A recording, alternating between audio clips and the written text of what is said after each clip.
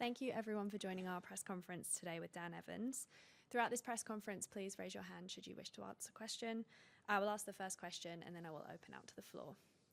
So congrats on the win today, Dan. How are you feeling post-match? Yeah, good. Obviously, very hot day. So yeah, it was just nice to get finished and played good today. Why don't you wear a hat? I just never have. Yeah. It doesn't. Yeah, for the heat or for the sun.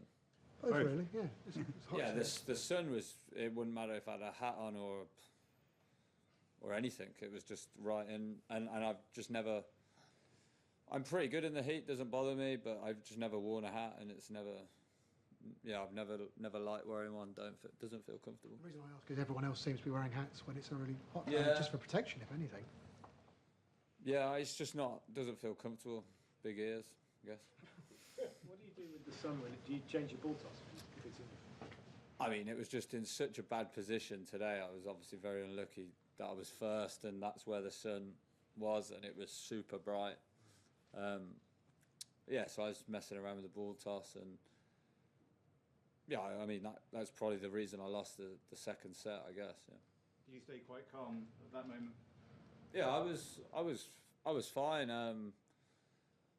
You know, there's no point in getting irate when it was so hot as well. It was make things a lot worse, and I was pretty confident that he would give me a chance. And I mean, I thought he played very well and served extremely well. I don't know how many aces or what his points were, but he felt like he served well. Can you talk us through what you did in the break? I had a bit of food. I showered, obviously, had a bit of food, stretched, stretched out, and then had a lie down. I mean, I actually watched Roy Keane on that Tiernan show. It's quite a good 37 minutes. If you really want to know what I did. Yeah. And then stretched again and got ready to go. I mean, it was strange because I never even knew about the rule, to be honest. And then I come back from the toilet, and then the guy said, you're going in. I never knew about the rule. I never thought about it. I just knew it was hot. Once the wind stopped, it was horrible. Yeah. Were you happy though? I mean, how did you feel when they told you you were relieved? Not really. I mean, I'd won the third, and I felt like he was struggling. He was going to the towel a lot, at the back of the court a lot. And then it was quite long, and I had to start again. I didn't feel great going back out, but then I actually played very well when I went back out. You were getting quite fired up with his box when you were at his end. I wondered whether that was just he was having a good moment, you were a breakdown maybe, and you were just trying to fire yourself up as much as anything else? Or? No, I think it was pretty. I just thought there was no need for, if it was his friend, it wasn't his coach or whatnot. I mean, it's pretty obvious what was happening. I was throwing the ball like a club player to the side and nearly missing the ball. So, and then, yeah, I mean, it wasn't. Yeah, it was nothing really, and it was just one of those things. But I did pretty well today to come out the other side. Yeah.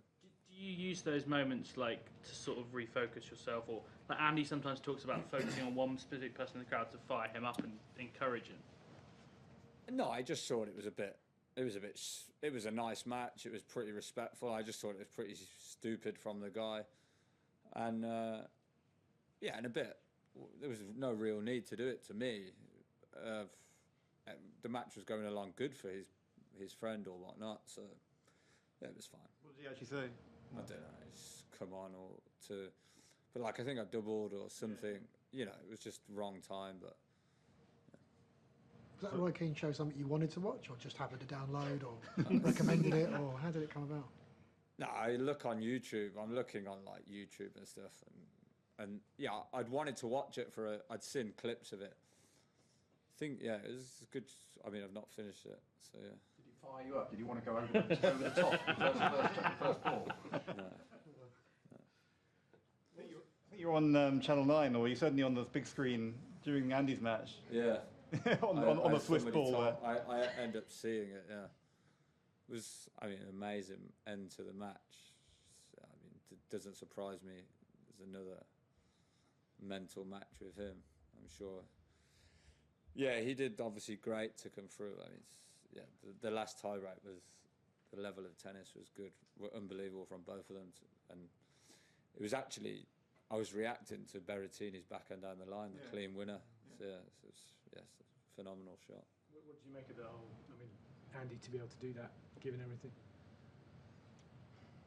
I think the main thing is he didn't cramp. He obviously had troubles with the cramping, and I think he'll be happy that he did his pre-season and he got everything right. I mean, like he always obviously does. He leaves no stone unturned. And the thing with the cramping, obviously, is he spoke a bit about the nutrition and then the work. So he obviously addressed that, and no bigger test than playing Berrettini. And yeah, I mean, it was air-conned, I guess. It was indoors, but you know, the little gems those guys get. So yeah, it's he doesn't have the sunburn I've got tonight.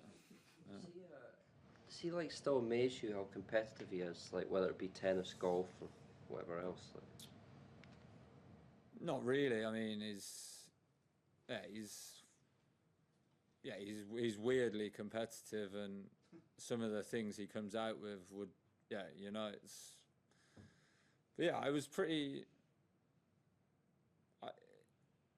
I mean, you guys know him. He's pretty negative, and when he says he was playing well, I knew he'd obviously practiced well the last week, because, you know, he'll message me messing around saying, hey, you playing any good? And I'll ask him, and he messaged back last week saying, yeah, some good work. And then sort of know he's obviously feels he's hitting the ball well if he gives himself a compliment. So he obviously felt pretty good going into today, and the match obviously showed.